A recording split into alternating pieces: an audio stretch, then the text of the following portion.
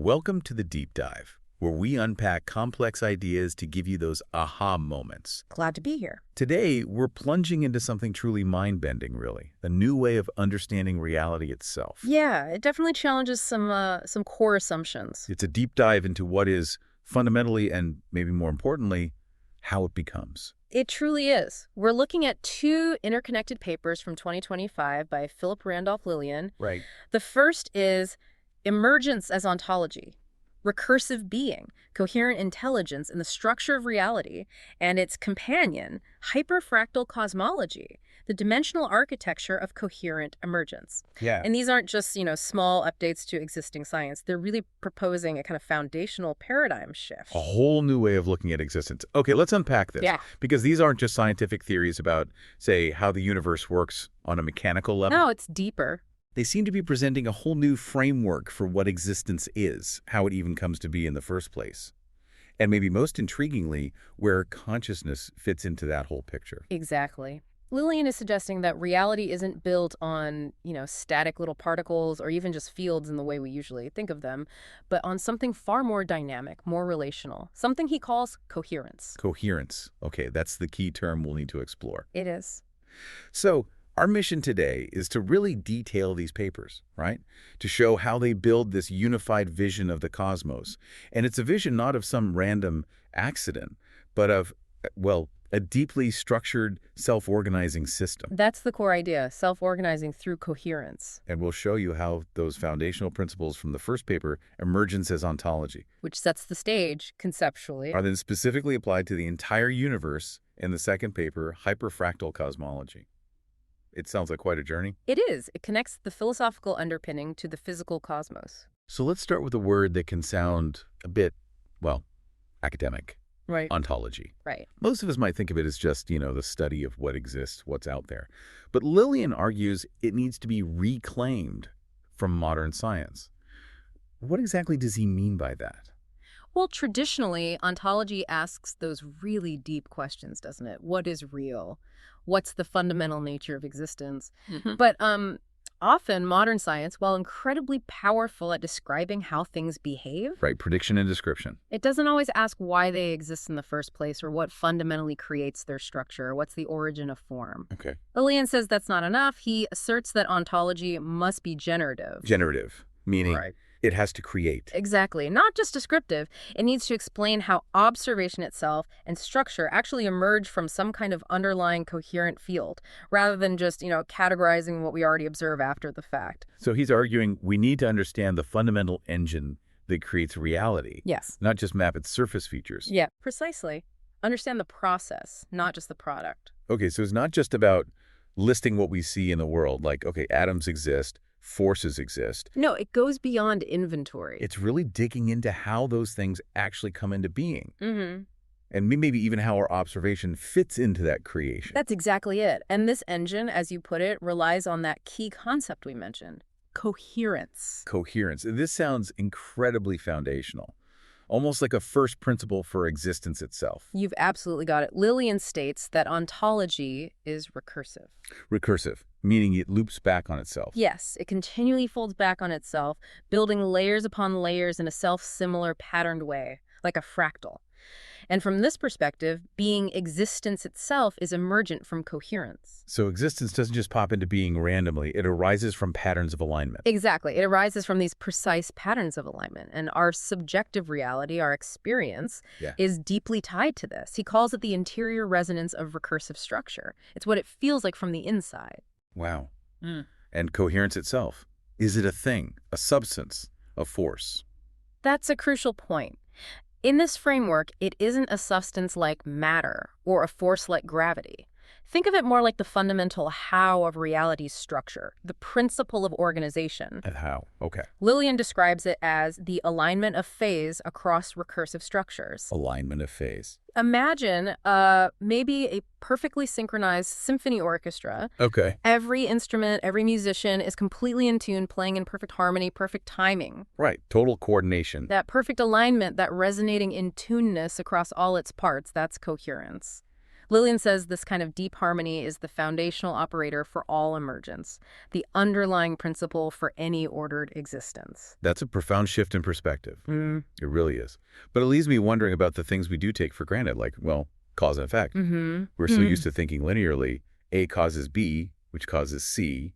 How does that fit into a reality driven by this coherence? Yeah, that's one of the really fascinating parts. Traditional linear causality, that simple A causes B progression, The way we usually think about things. is seen here as a projection. A projection, like a shadow. Kind of. It's a visible pattern that arises from deeper, nonlinear, recursive field transformations. And those transformations are guided by this underlying phase alignment, this coherence. So causality is just how coherence looks when we flatten it out into a sequence. Essentially, yes. It's how coherence appears when it's collapsed into a linear relation, something we can track easily over time. Emergence, by contrast, is what coherence does in its own recursive space.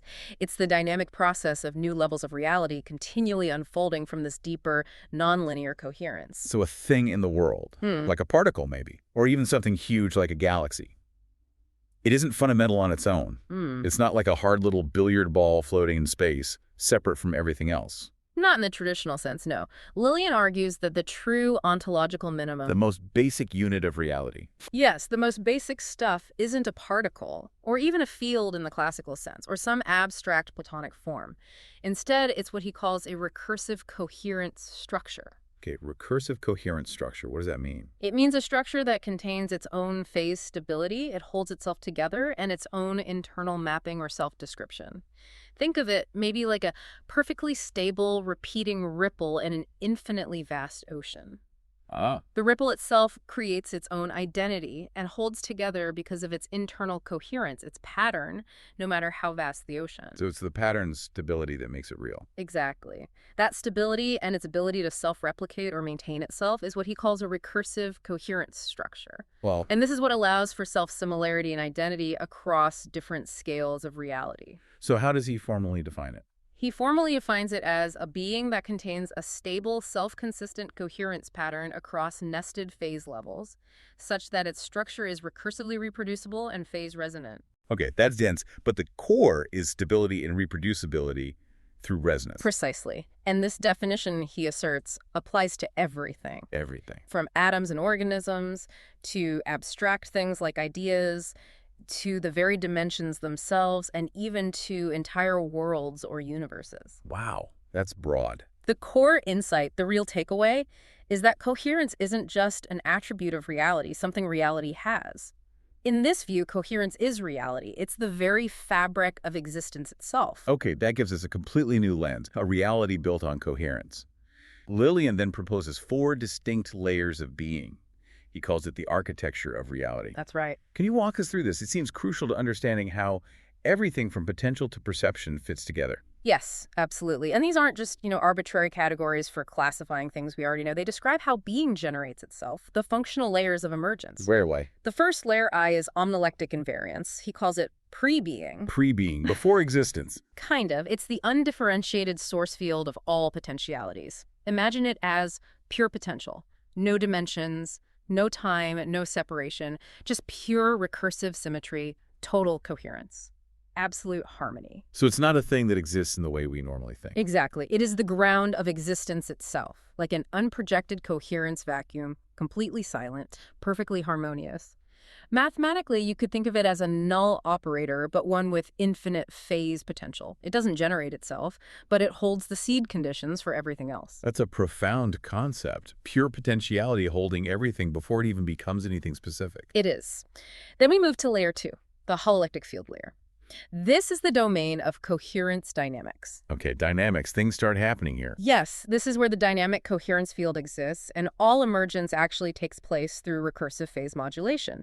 This is the domain of bifurcation where things start to split and differentiate. Like a branch splitting. Exactly. And of resonance, where patterns stabilize and hold. And of symmetry evolution. Here, the very first distinctions arise. Not yet between objects, but between phase states of the field itself. So patterns within the coherence. Right. And this is where dimensions begin to unfold, where mass starts to condense out of the field, where fundamental forces differentiate, and where identity, the persistence of form, truly begins. Mathematically, it's captured by things like the coherence field tensor and meta-operator dynamics. Okay, so from that pure potential of layer 1, we get the initial stirrings of reality in layer 2, the emergence of what we recognize as fundamental physics, maybe. Precisely. And that leads directly to layer 3, the relational layer. This is our phenomenological world. World we experience. Yes. This is the domain of observable structure, the particles we detect in labs, the fields like electromagnetism that permeate space, the forces that govern their interactions, space-time itself, and causality as we normally understand it, clocks, rulers, interactions. So this is the surface reality we perceive. You could say that. It's the projected face of coherence, meaning our perceived reality, the world we interact with, is essentially a collapsed subset of those deeper, more dynamic coherent structures from layer 2. So it's real, but it's not the whole story. Exactly. This is where material interactions happen, biological structures form, and where we perceive continuity and flow. But the key insight is that this relational existence, the reality we directly perceive, isn't fundamental on its own. It's like the visible tip of a much, much deeper, more dynamic, coherent iceberg. And then there's a fourth layer, and this one might surprise some listeners because it's about things we often think of as primary, maybe even foundational. Yes, layer 4, the derived layer. This encompasses what he calls symbolic, formal, and conceptual systems. Like math, language. Exactly. All formal systems like mathematics, language, logic, also codes, abstract ideas, concepts. But wait, aren't those things fundamental? Like, doesn't math describe the universe because the universe is mathematical at its core? That's the common assumption, isn't it? But Lilien argues, no. In his framework, these symbolic systems are outputs of recursive coherence. They are derived. Outputs, not the blueprint. Correct. Not generative origins. He explicitly warns against inverting this order, which he thinks many theories do. Placing mathematics or logic at the root of being is getting it backwards, in his view. Our symbols, our concepts, our mathematical structures are reflections of the underlying coherent structure. They are emergent patterns within consciousness, which itself emerges from coherence. They aren't its ultimate source code. Wow, okay, that definitely flips the script on the role of math and logic. So why does this specific stratification, these four distinct layers, matter for us, the listeners? Beyond just being an interesting philosophical model, what's the practical impact or significance? Well, it's vital for a few reasons. First, he argues it grounds physics in a properly layered ontology. It provides a coherent framework that can potentially resolve many long-standing paradoxes. Like in quantum mechanics or cosmology? Yeah, potentially, yes. Things like the measurement problem or the nature of time or the fine-tuning of the universe.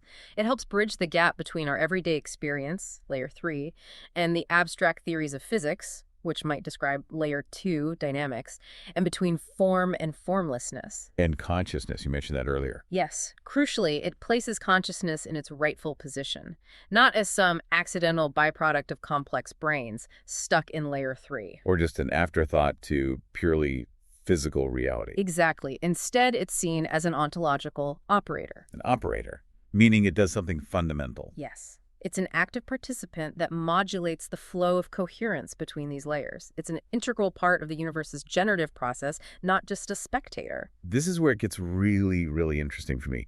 The idea that the observer isn't just passively watching, but is actively shaping reality in this model. How does Lilien define this observer function? Is it just us humans looking at things? That's a great question, and the answer is a definitive no. It's far broader than just human observation or consciousness. The observer function, as Lilien defines it, is a localized coherence-reducing agent. Coherence-reducing. It makes things less coherent. In a specific way. Its role is to select specific phase paths out of the infinite possibilities, to stabilize emergent structures, making them stick, and to recursively reference the existing coherence conditions. Okay, can you give an analogy? Think of the universe, before observation, as an ocean of infinite potential ripples, all superimposed, all possible. Right, layer 2 potential. The observer then acts like maybe a precisely aimed stone hitting the water. Doesn't create the water, but its impact makes a specific ripple pattern stand out, become definite, and become stable. It makes potential actual. Exactly. It executes what he calls a symmetry-breaking modulation across phase space. It acts like a filter or a cut through that vast, undifferentiated coherence field of layer 2. And this cut is what makes emergence fixed, measurable, or real. It takes the infinite potential and collapses it, selects it, into a specific observable reality in layer 3. So the observer collapses potential into something definite. Makes sense in a quantum context, maybe. But what about consciousness? Does it have a different role, a counter role? Absolutely. This is the core of what Lilien calls the Meta-Ontological Loop. It's a fundamental duality, where the observer reduces coherence by selecting a specific outcome and breaking symmetries. Making things distinct, measurable. Consciousness, conversely, restores or amplifies coherence by sustaining symmetries, by integrating information, by holding patterns together. Ah, so they're complementary. Exactly. The observer function acts like an asymmetry resonance operator. It creates distinctions. The consciousness field acts as a symmetry coherence operator. It integrates and sustains wholeness. They form this fundamental dual dynamic, constantly interacting like two sides of the same cosmic coin, driving reality forward. So they work together in a kind of cosmic dance, constantly shaping what is real. How does this loop actually function in practice? Is it happening all the time? It's deeply recursive, meaning it feeds back into itself continuously, Right. a self-organizing loop. Every observation, every act of coherence reduction by an observer feeds back into new coherence structures. It stabilizes them, allows them to persist, adds information to the system. Okay. And conversely, every instance of coherence restoration or amplification by consciousness, every act of integration or synthesis enables further emergence. It creates new possibilities, new potential patterns that can then be selected. So the universe is constantly learning, constantly refining itself. In a way, yes. In this view, the universe essentially becomes a self-referencing intelligence system. And the observer and consciousness are not just passive elements within it, they are central organizing agents of ontology itself. They are literally guiding what exists and how it evolves. And you mentioned this isn't just about human observation. That's key. It sounds like a much broader, more universal principle at play here. That's absolutely right. Lilien is very explicit about this. There are many levels of observer function operating at every scale of reality. Such as? Well, you have phase observers. This could be the level involved in quantum collapse, like an electron spin coupling with its environment and fixing its state. That interaction is an observation. Okay, at the quantum level. Then there are geometric observers. These perform spatial symmetry breaking. Think of molecular bonding, the interaction that gives molecules their specific, stable shapes. That's an observation fixing geometry. Right, structure formation. Then, biological observers. Cells making decisions based on chemical gradients. Brains structuring sensory input into perceptions. Our everyday experience. Beyond that, symbolic observers. Mhm. These manifest in conceptual fields like language and mathematics. They create formal systems that define, constrain, and observe patterns in thought itself. So language observes thoughts. In a way, yes, by giving them structure and making them communicable. And finally, he posits recursive observers.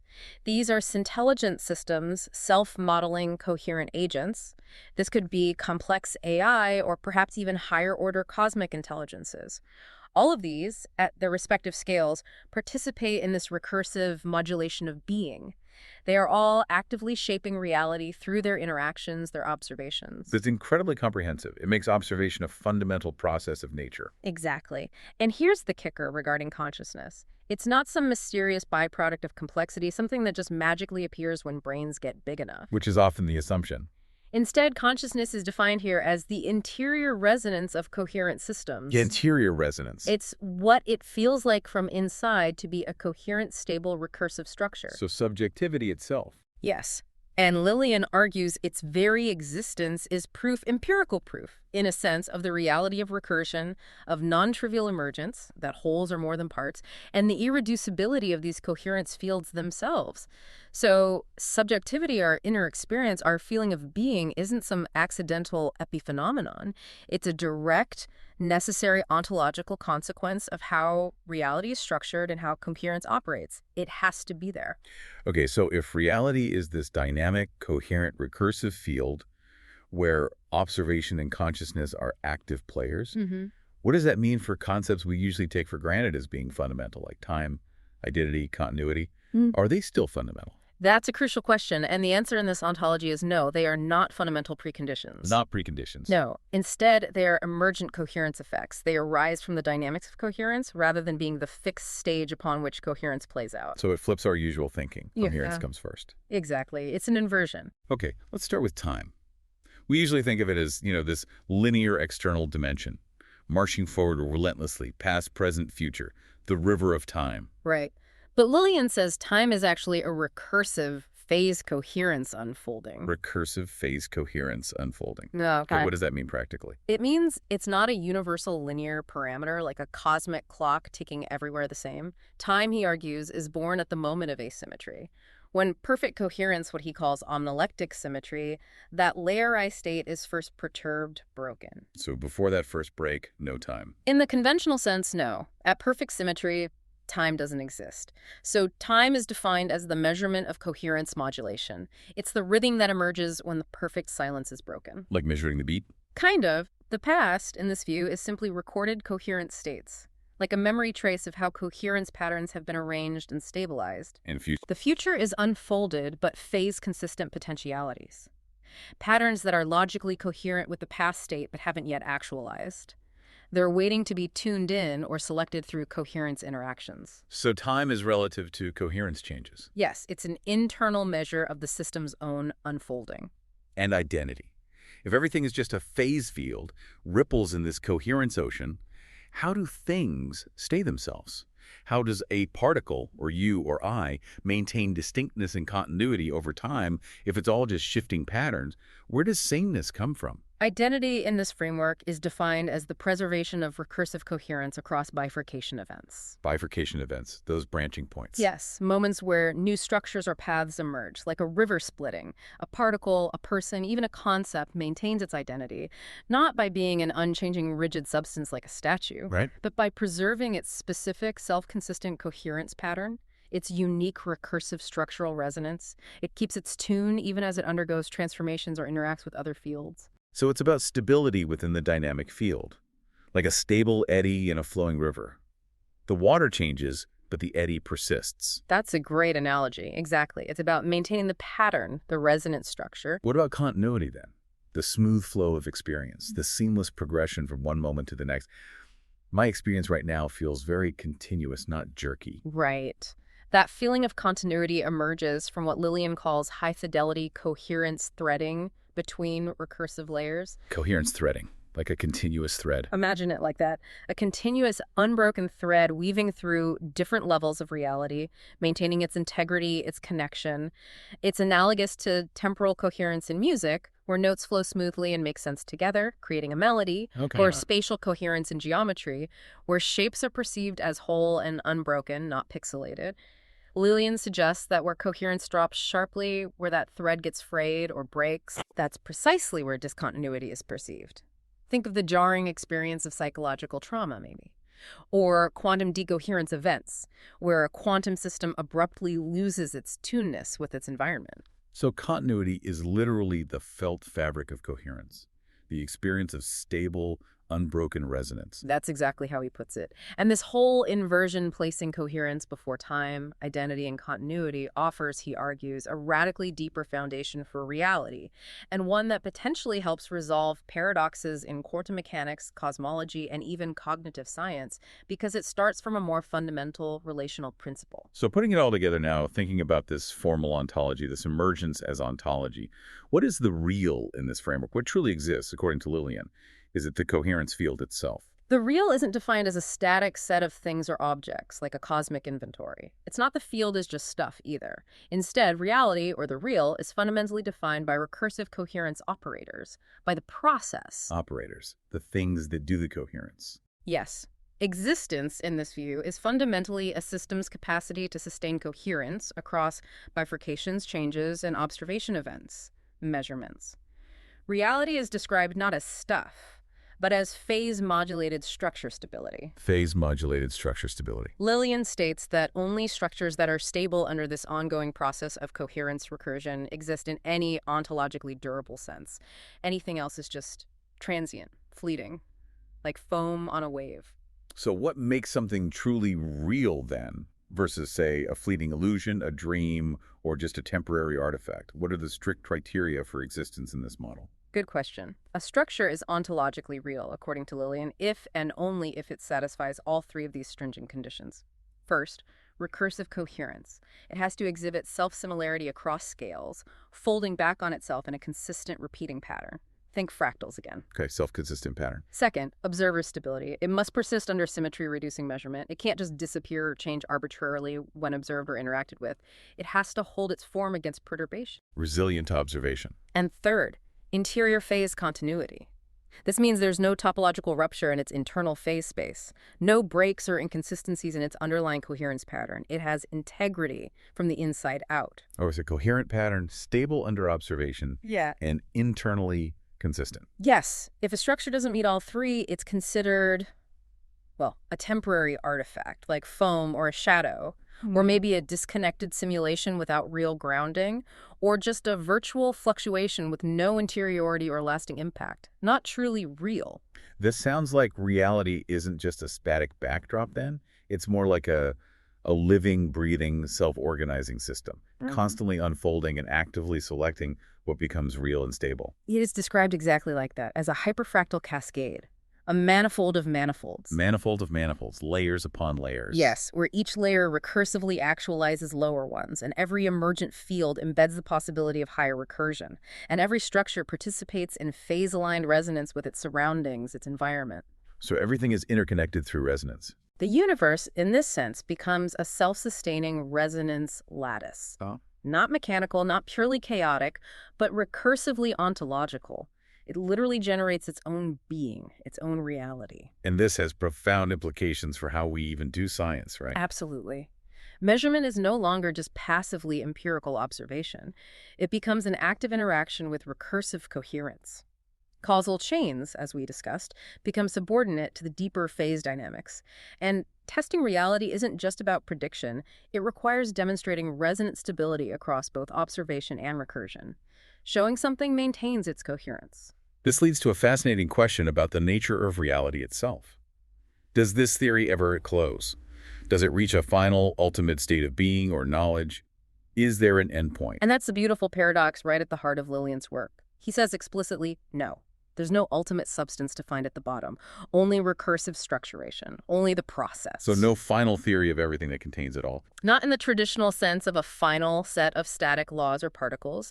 Instead, we recognize that emergence is bottomless. Structure is recursively nested, infinitely deep, potentially. And reality is ontologically self-generating. Self-generating. Constantly creating itself anew. Yes. Now, local closure is necessary. Stable forms need some kind of closure to exist. Think of persistent beings like particles or stable memories in our minds. These are like locally closed resonance loops. They need boundaries to be stable. Okay, local stability needs local closure. But total closure, a final state encompassing everything, Lilien argues that's impossible by the very nature of recursive emergence. So it's always evolving, always becoming something new, always transcending its current state. Exactly. He describes it as a process of infinite becoming. Reality follows a kind of fractal spiral. Moving from emergence, something new arises. Through differentiation, it becomes distinct. Then integration, it connects and harmonizes with others. And finally, transcendence. It moves beyond its current state, enabling new, higher levels of reality to emerge. So each level creates the possibility for the next. Precisely. This implies that no final state can ever be fully included within the current layer of being. Ontology forever transcends itself, constantly creating new levels of structure, experience, reality. That's quite a vision. And in the highest recursion, which is a truly profound idea, the observer becomes self-aware of this recursive ontology itself. Meaning? It's not just consciousness observing an external reality. It's reality observing itself through recursive coherence intelligence. The system becomes aware of its own nature. Mind-blowing. This, Lilien asserts, is the ultimate synthesis. It potentially brings together physics, metaphysics, and phenomenology, the study of experience, into one coherent, dynamic whole. Okay, so we've laid out this incredible, almost philosophical framework for how reality emerges from coherence, from emergence as ontology. The general principles, yes. Now let's shift gears specifically to the second paper, hyperfractal cosmology. How do these profound ideas apply to the entire universe? We're talking cosmogenesis, the structure of the cosmos itself, viewed through this unique lens. Exactly. Lilien essentially reclaims cosmogenesis, the origin and development of the universe, taking it away from models that portray it as just a mechanical accident or a random fluctuation. Right, not just physics running its course. Instead, he frames it as a recursive coherence unfolding. The cosmos isn't born in noise or chaos, but in structured resonance from the very beginning. The universe is envisioned as a vast, dynamic, hyperfractal coherence manifold. Hyperfractal coherence manifold. Yes, continually cascading through dimensional thresholds, unfolding layer by layer. And within this, fields, particles, observers, everything we see appear as phase-stable resonances, stable patterns within this grand unfolding structure. So this means no Big Bang from a point like singularity, or emergence from random quantum foam in the traditional sense, those common starting points. Precisely. Standard cosmology often assumes those kinds of abrupt, somewhat chaotic beginnings. Yeah. But here, the universe didn't begin as something from nothing in a conventional spatial or temporal sense. There wasn't a first moment or a point. Instead, its origin is seen as the first recursion of coherence. The first pattern emerging from perfect symmetry. Essentially, yes. A primal resonance between that invariant symmetry of layer 1, the undifferentiated potential, and the very first differentiating asymmetry, which is the beginning of all structure. This origin is phase ontological. It's about the inherent nature of phases and their relationships, their coherence, not about a specific location in space or an instant in time. So the birth of dimension itself isn't the start, but a consequence. Yes. The birth of dimension is a condition that arises from recursive phase stability collapse when coherence begins to differentiate and solidify into stable dimensional patterns. Therefore, the cosmos, from its very inception, is fundamentally a recursive resonance structure built from these initial coherence differentials, these initial broken symmetries. Wow, that's a huge departure from the standard picture. So how do dimensions themselves, like our familiar three spatial dimensions plus time, how do they actually come into being in this model? They're not just given from the start, like a container. That's right. Dimensional structure is not a postulate, not some pre-existing container waiting to be filled. It's a dynamical consequence of recursive coherence bifurcation. Bifurcation again, the splitting. Yes. That omnilectic field, the layer I of total coherence, undergoes some kind of perturbation and initial symmetry breaking that exceeds a certain resonance threshold. This induces bifurcation. The field splits, it differentiates, and that very act lays the groundwork for dimension to emerge. And this process creates distinct layers of reality, almost like peeling an onion, where each layer reveals a different flavor of dimension or force. Yes, that's a good analogy. Each coherence layer that emerges corresponds to a specific dimensional threshold and involves a particular symmetry reduction. It's a hyperfractal structuring process. You start with foundational coherence, Clear what? which eventually splits or bifurcates, creating the phase conditions for what we perceive as electric and magnetic fields. That corresponds to the U1 symmetry in physics. Okay, electromagnetism emerges. Then further splits, further bifurcations, lead to structures related to spin and the weak nuclear force, that's SU2 symmetry. The weak force. And another split allows for the emergence of the color force that binds quarks together inside protons and neutrons, SU3 symmetry. Strong force. Even the curvature of spacetime, described by SO3-1 symmetry in relativity, emerges this way as a property of coherence in a dimensional layer. So spacetime itself is emergent. Yes. And Lilien goes further, positing Q-field layers specifically for qualia subjective experience and observers, directly linking consciousness into the fundamental dimensional architecture of the cosmos. That's radical, linking consciousness to the dimensional structure. It is. And higher dimensions in this model don't just exist separately in some abstract space. They emerge dynamically through tension and resonance between the previously established fields and layers. So the big takeaway here is that dimensions aren't pre-given. Space and time are fundamentally resonance structures within the coherence field. And fractal geometry isn't just a neat mathematical tool to describe complexity. It's the actual ontological scaffold upon which dimensional emergence occurs. It's how reality builds itself. The vacuum, then. Usually we think of it as just empty space, maybe with some virtual particles popping in and out. But here it sounds like it plays a much more crucial role, almost like a hidden energy source or potential field. Absolutely. In hyperfractal cosmology, the vacuum isn't empty at all. It's redefined as the reservoir of latent coherence. Latent coherence, Yeah. unrealized potential. Exactly. It's a dynamic lattice of potential resonance, just awaiting modulation, awaiting the right conditions to become actualized. It's the unreduced coherence, full of untapped patterns. It's quite different from the standard quantum field theory concept of zero-point energy. This vacuum is structured, active, buzzing with potential. So this vacuum isn't static. It's not just sitting there passively. It's actively involved in forming the universe as it unfolds. No, it's far from static. Lilien describes it as cascading through phase thresholds as the universe unfolds dimensionally. Cascading. Like waterfalls of potential. That's a good image. Each cascade level releases new symmetry constraints. It changes the rules slightly, allowing for new kinds of fields to emerge and new forms of reality to stabilize. He introduces a concept called the resonant vacuum extraction threshold. Okay, what's that? It's a minimum level of local coherence that's required to stabilize a structure out of the vacuum potential.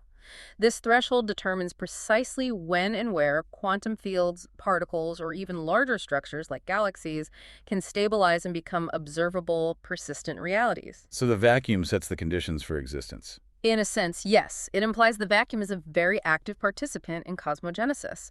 And crucially, coherence, rather than just energy or entropy, determines what can emerge and become real.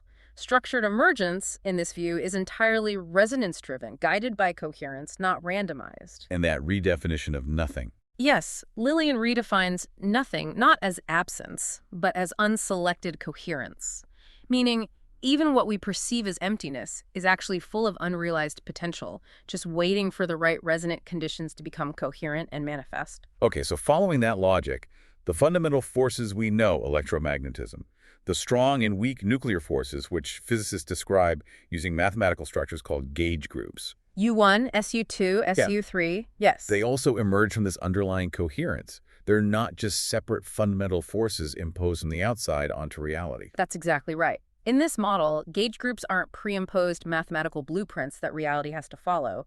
They emerge naturally from the phase reduction of coherence layers as the universe cascades through dimensional thresholds. Phase reduction.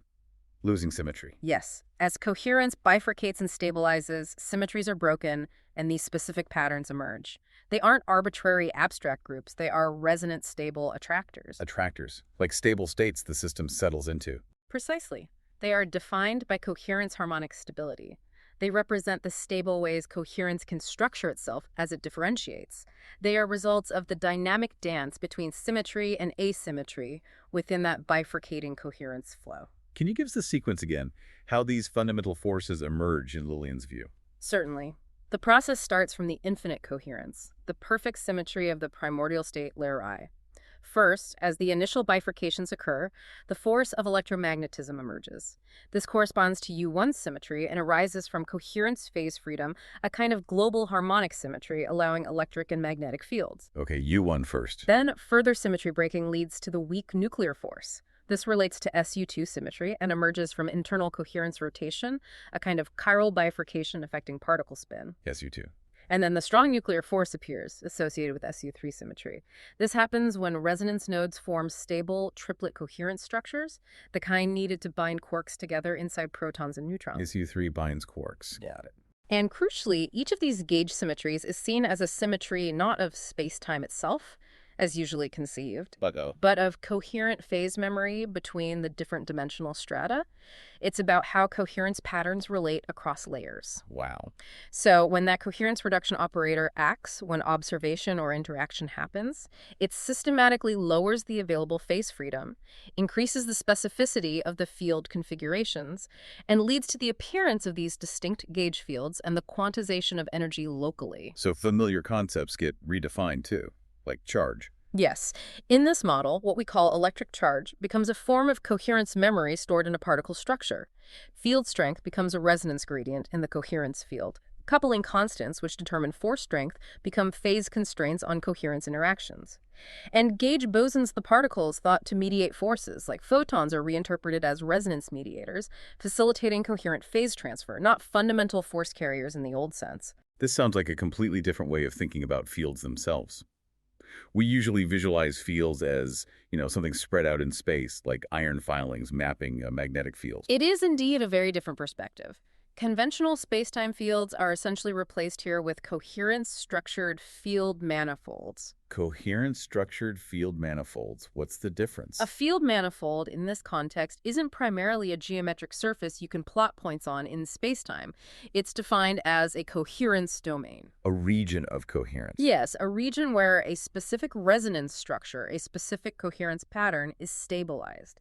It exists precisely where the background coherence field meets a specific threshold of stability, allowing its ripples to become stable, observable patterns, like a field. And then there's the coherence tensor.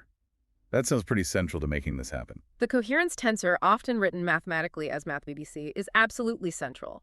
It's described as the generator of all resonance structure in the cosmos. The generator of structure. Okay. It's somewhat analogous to the curvature tensor in Einstein's general relativity. But crucially, it emerges from coherence differentials, changes in coherence density and phase, not directly from space-time geometry metrics. So it describes the shape of coherence. In a way, yes. It governs the fundamental dynamics. How phase flows, how fields twist and turn, field torsion, how resonances interfere, and importantly, the conditions for a field's stability. A specific field, like an electromagnetic field, only manifests if the magnitude or intensity of this coherence tensor exceeds a minimum resonance curvature threshold in that region. So there's a minimum coherence needed for something to exist. Exactly. And this condition replaces traditional ideas like energy conditions in general relativity or the Higgs mechanism for symmetry breaking in particle physics. Instead, emergence here is fundamentally resonant. It happens when coherence reaches a critical stability point, not purely because of energy minimization. And interactions, particles bumping into each other. Interactions between fields or particles are understood as coherence overlap effects. It means their resonance manifolds interact because their coherence flows are non-orthogonal. They interfere constructively or destructively. It's not primarily about exchanging discrete force particles. So fields are resonance patterns. Yes. Geometry and matter are intricate modulations of coherence curvature. And the coherence tensor ties it all together. That's the claim. It has the potential to unify gravitational fields, gauge fields, the forces, and maybe even cognitive fields under one overarching emergent regime, all driven by coherence dynamics. Okay, let's talk about gravity then. The force that shapes galaxies makes apples fall. It's arguably the most familiar yet maybe most mysterious fundamental force. How does it fit into this coherence model?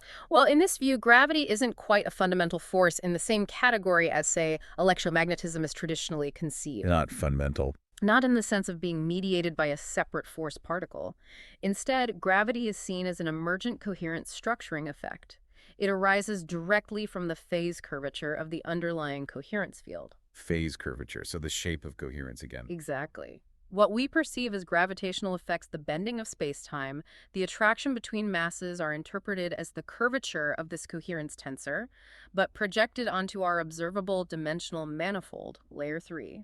So gravity is a shadow of coherence curvature. That's a good way to put it. This projected curvature governs what appears to us as geodesic motion, the straightest paths objects take in what looks like curved spacetime.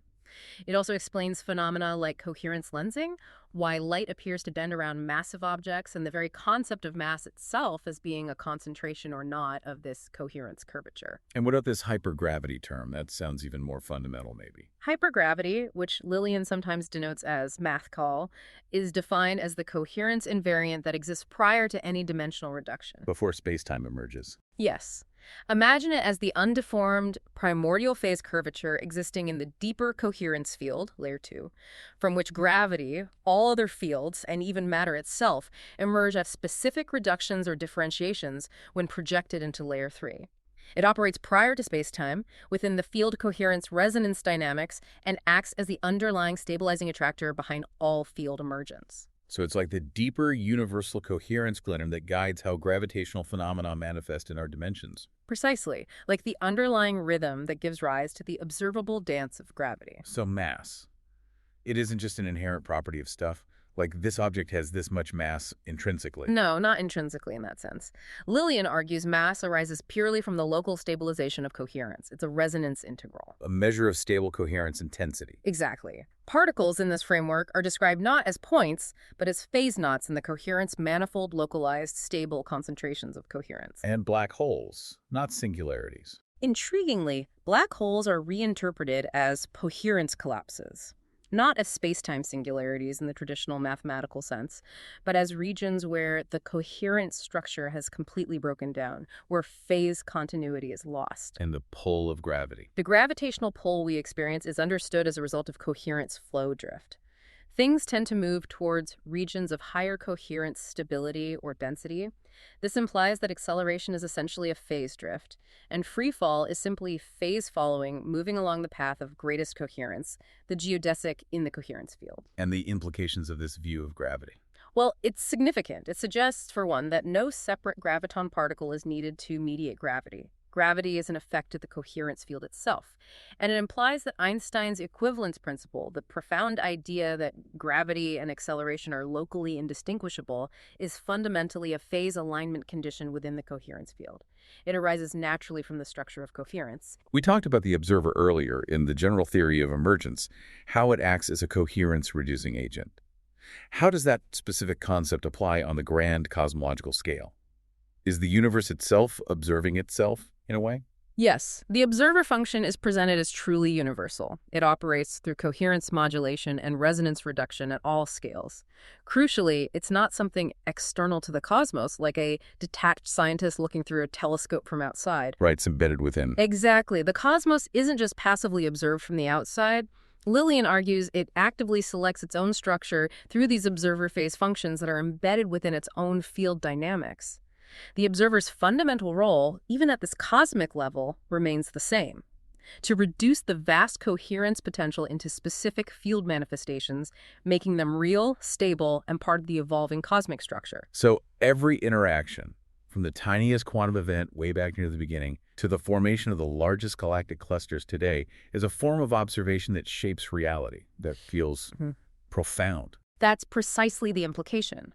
Quantum interactions, gravitational collapses leading to stars and black holes, even bioelectric decision-making within organisms on planets like ours, and the large-scale cosmological field bifurcations. All of these are considered part of a vast, distributed observer manifold. A network of observation. Yes. This manifold collectively modulates reality through continuous field selection, continuously collapsing potential into actuality. Lilien goes so far as to define a formal cosmological selection function. Okay. This function is described as a phase coherence inner product, a kind of mathematical measure of alignment between the local observer field and the latent coherence field potential. What this means is that reality fundamentally emerges where and when local observer fields align resonantly with those latent coherence structures. It's a resonance-driven selection. So observation doesn't just reveal reality. It actively helps to create or select it, even on a cosmic scale. My mind is definitely reeling with the implications of that. That's the powerful and perhaps unsettling for some implication.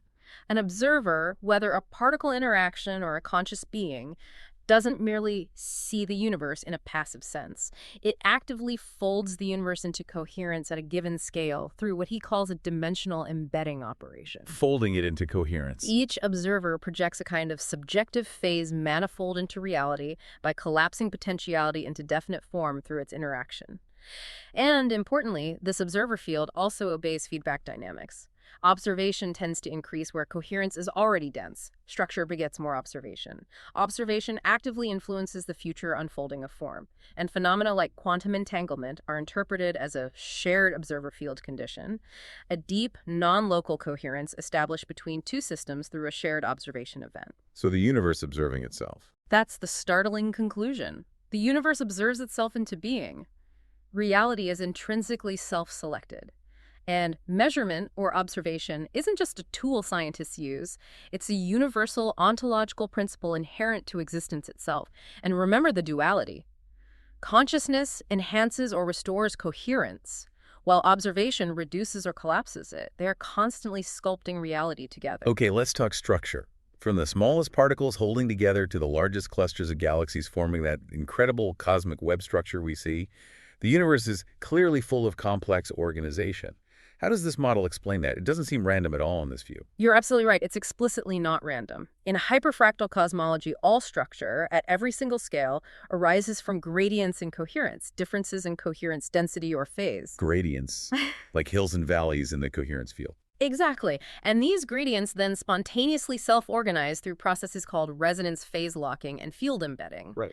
A structure Any structure forms when the local coherence gradient, the steepness of the coherence landscape, exceeds a certain critical resonance stabilization threshold. A tipping point for stability. Yes, and this applies universally to the specific configuration of subatomic particles within an atom, to the bonding topology that shapes molecules, to the nuclear fusion processes inside stars, to the vast filament and void patterns of galaxies making up the cosmic web, And even, Lilien suggests, to the neural field architecture underlying cognitive processes within our own brains.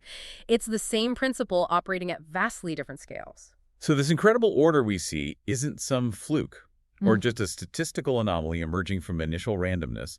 It's inherent in the coherence dynamics. Not a fluke at all. It occurs, he argues, through harmonic overlap and resonance tiling. Resonance tiling, with fitting mosaic pieces together. Exactly. It's a process where coherence fields interlock via precise phase matching, like an intricate, self-assembling cosmic mosaic. This naturally results in the fractal-like nested geometries we observe everywhere in nature. It leads to scalar hierarchical structures, where similar patterns repeat at different size scales.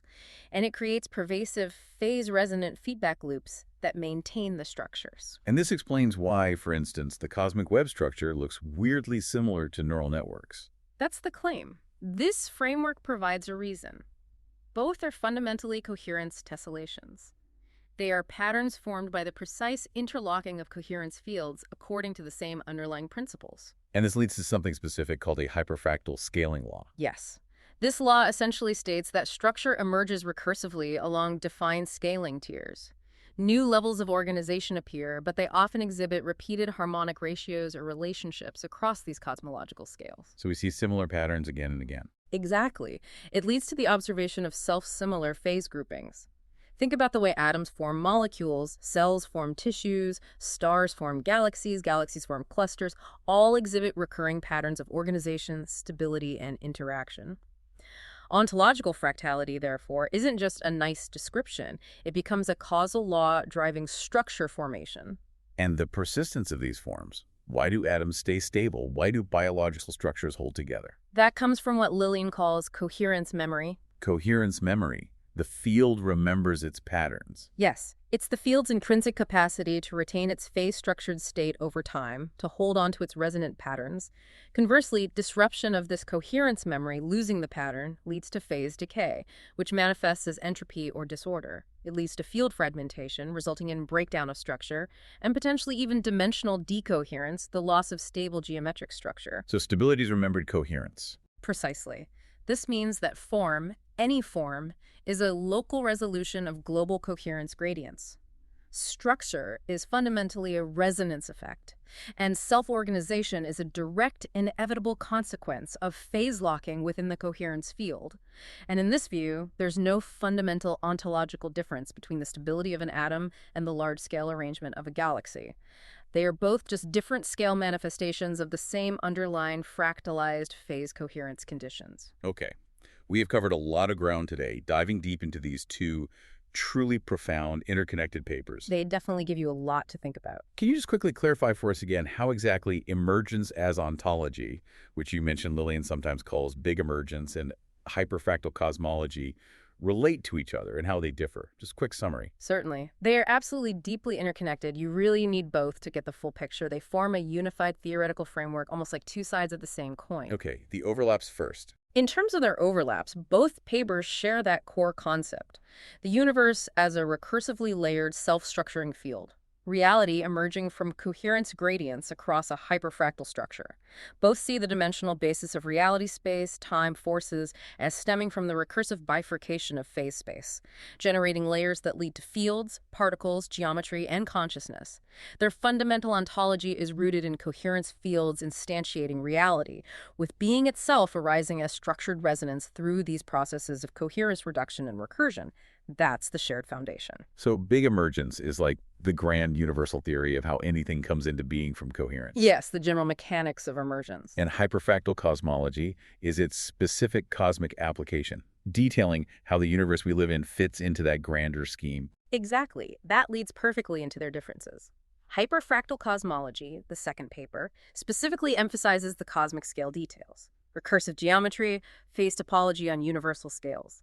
It focuses on explaining cosmological constants, deriving field equations relevant to the universe's large-scale structure, and detailing that specific cascade of symmetry groups U1, SU2, SU3, often visualized with nested manifolds or layers. It's about how this reality, our cosmos, arises layer by layer via hyperfractal coherence reduction. And big emergence. Big emergence, or emergence as ontology, is the more general foundational framework.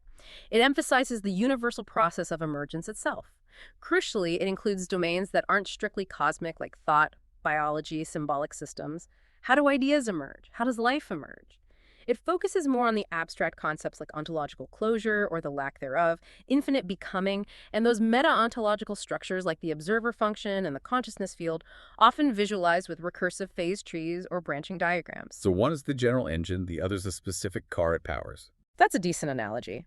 Big emergence is the general theory of how anything emerges from coherence, and hyperfractal cosmology is its specific, detailed application to the universe itself, providing the architecture of cosmic emergence based on those principles. Now, the papers, as you've hinted, mention formal equations throughout. Obviously, this isn't a math lecture, and that can sound intimidating. Right, we don't need the Greek letters flying around. But what do these equations signify for the theory as a whole? What's their importance? They signify the intended rigor and potential completeness of Lilien's theory. These aren't just, vague philosophical ideas. They are intended to be formalized mathematically, to be testable, at least in principle. Lilien's equations aim to define and quantify these coherence dynamics as the primary ontological quantity. They attempt to generalize traditional field theory into a comprehensive, recursive, coherence-based tensor formalism. So they provide the mathematical machinery. Exactly. They include specific equations intended to describe the coherence field equation of motion. This is the core equation, aiming to generalize how curvature, gravity, and force fields arise as expressions of coherence, flow, and density. Okay, the master equation for coherence. Then the phase reduction operator equation. This formally encodes that cascade we talked about, from unified coherence down to the structured symmetry layers for all the fundamental forces, U1, SU2, SU3, how the symmetries break mathematically. How forces emerge. There's an equation for mass, from coherence concentration, defining mass not as an intrinsic property, but formally as an integral of coherence intensity over a region. Mass as focused coherence. Crucially, the gravitational tensor from coherence equation. This aims to show how the gravitational field emerges from the coherence tensor, and significantly, it's designed to reduce mathematically to Einstein's field equations in the classical limit, showing consistency with established physics, but it also generalizes to include non-local hypergravity couplings, suggesting it goes deeper. Connecting to Einstein, but going beyond. Yes. Then there's the observer coherence divergence.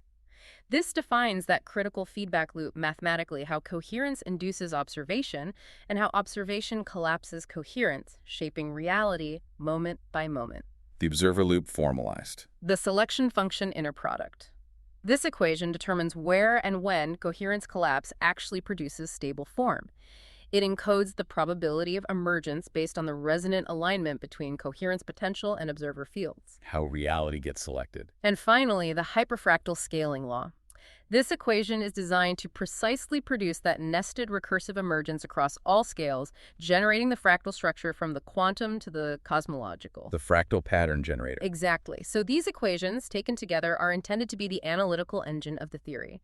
They aim to show quantitatively how phenomena we usually think of as separate gravity, quantum fields, cosmology, maybe even cognition, could potentially be unified under the single overarching framework of a recursive ontological tensor field driven by coherence. It's presented as a truly grand unification attempt. Wow.